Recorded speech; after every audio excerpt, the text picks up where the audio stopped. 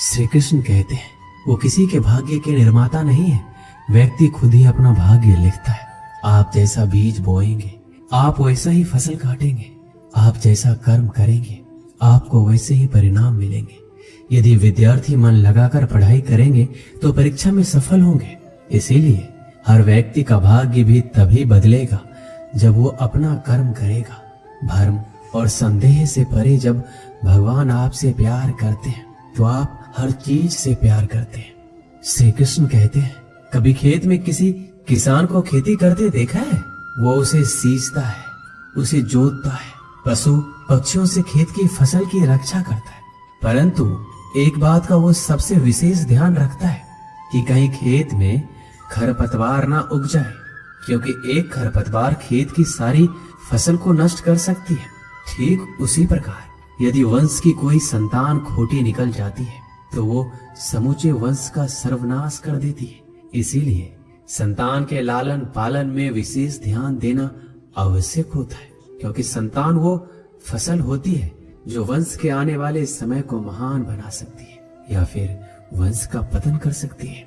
श्री कृष्ण कहते हैं व्यक्ति को सदैव बुराई से बचकर रहना चाहिए।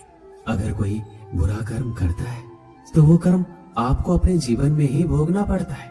जिस प्रकार बछड़ा झुंड में भी अपनी माँ को ढूंढ लेता है, वैसे ही कर्म का फल आपको हजारों की भीड़ में भी ढूंढ लेगा। ईश्वर कण कण में निवास करते हैं। छोटे से छोटे जीव के हृदय में ईश्वर का वास होता है। उस जीव को कष्ट का अनुभव होना ईश्वर को कष्ट का अनुभव कराता है। अर्थात किसी जीव को कष्ट देकर आप अपने ईश्वर को खुश कैसे देख सकते हैं? जो श्री कृष्ण का दास हो जाता है वो अपने आराध्य से ऐसे दिन ना दिखाने की कामना करता है। जब उसमें गुरूर आ जाए तो अपने कृष्ण का सेवक बनकर ही जीवन सफल बनाना चाहता है। जो व्यक्ति सदैव हंसता खेलता मुस्कुराता रहता हो, अगर वो अपने स्वभाव से भिन्न हो जाए अर्थात चुप गुमसुम उदास रहने लगे तो समझना उसके हृदय में एक दर्द है। उस दर्द ने उसे कमजोर बना दिया है।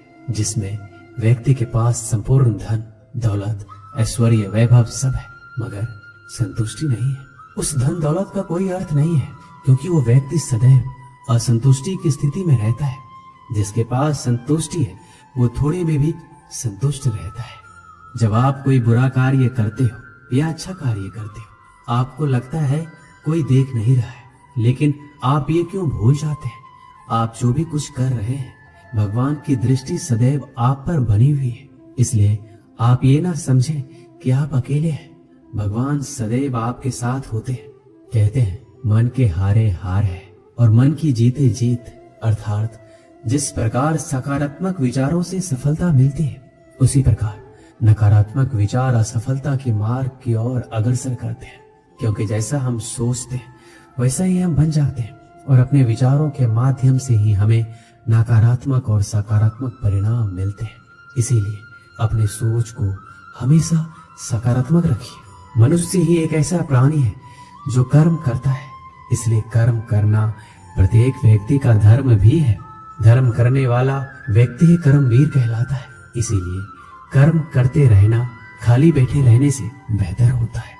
श्री कृष्ण कहते हैं अगर आपको याद ही नहीं कि गुच्छे की कौन सी चाबी ताले को खोल सकती है, फिर भी आप लगातार ताले को खोलने का प्रयास करते रहते हैं, फिर भी वो ताला नहीं खुलता है। अधिकतर लोग ऐसी परिस्थिति में अपनी आशा खो बैठते हैं। उन्हें लगता है कहीं चाबी खो गई है और वो तिलमिला जाते हैं, क्रोधित हो उठते हैं।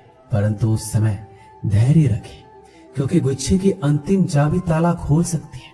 कुल्हाड़ी का अंतिम प्रहार वृक्ष को काट के गिरा देता है, परंतु क्या सत्य में कुल्हाड़ी का अंतिम प्रहार वृक्ष को काट कर गिरा देता है? आपको आपका लक्ष्य दिला देता है? नहीं, आपका निरंतर प्रयत्न ही आपको सफलता दिलाता है। जब आपका मन निराश हो अपने कार्य में दोगुनी उत्साह से जुट जाइए, क्योंकि अनावरत बहता जल ही कठोर चट्टान को काट सकता है। सफलता का मूल है परिश्रम, प्रयास और आशा।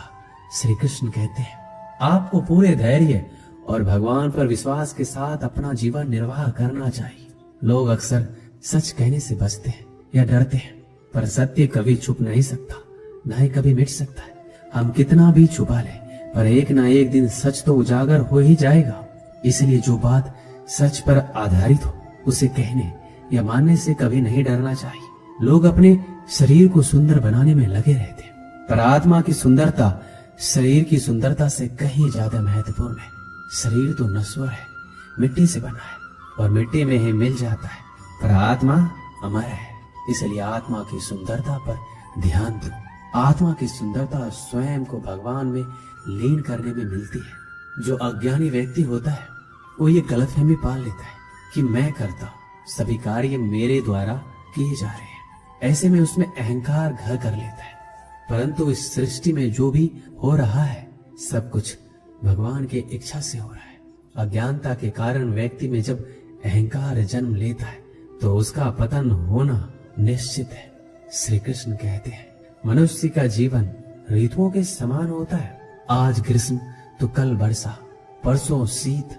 तनिक संकट आया तो हम संयम खो बैठते हैं, तो तनिक ऋतु बदले तो हम अधीर हो जाते हैं।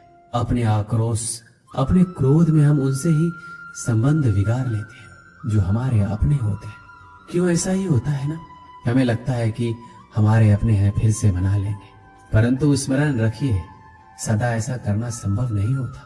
सागर की उछलती लहरों को तट सहता है, और यदि तट ही टूट जाए तो बाढ़ आ जाती है।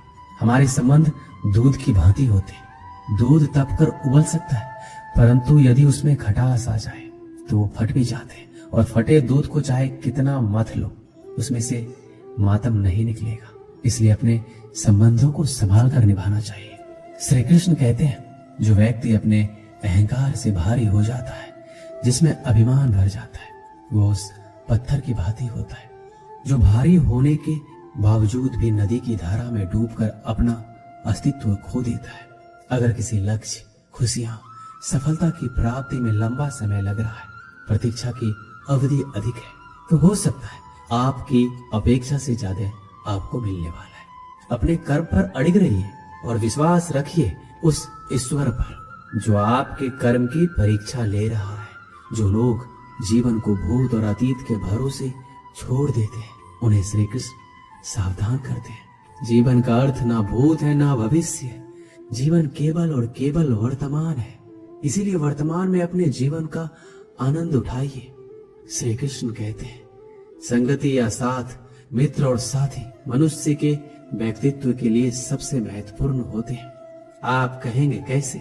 मनुष्य अपने व्यक्तित्व के लिए उत्तरदायी होता है, परंतु मनुष्य संगति में ना चाहते हुए भी उसका व्यक्तित्व संगत की भांति हो जाता है।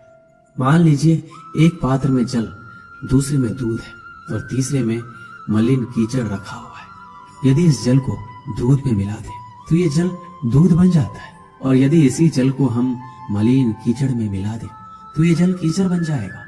ऐसी कोई युक्ति नहीं कि जल बिना घुले मिले दूध या कीचड़ में अपना अस्तित्व बनाए रखे या उनसे अलग रहे। और ठीक ऐसा ही मनुष्य के